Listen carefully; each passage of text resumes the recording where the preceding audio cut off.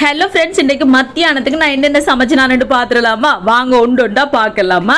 இது பார்த்தீங்கன்னு சொன்னால் சோறு, வளமையாக வடிக்கிற சம்பாரிசி சோறு தான் வடிச்சிருக்கிறேன். அதுக்கு பிறகு பார்த்தீங்கன்னு சொன்னால் எங்கெல்லாம் தேங்காய் பாலில் சூப்பராக ரசம் வச்சிருக்கேன் ஃப்ரெண்ட்ஸ். இது வந்து செம்ம டேஸ்ட்டாக இருக்குன்னு தெரியுமா? அதுக்கு பிறகு பார்த்தீங்கன்னு சொன்னால் அங்கால சின்ன வாடை பால் சொதி இருக்குது.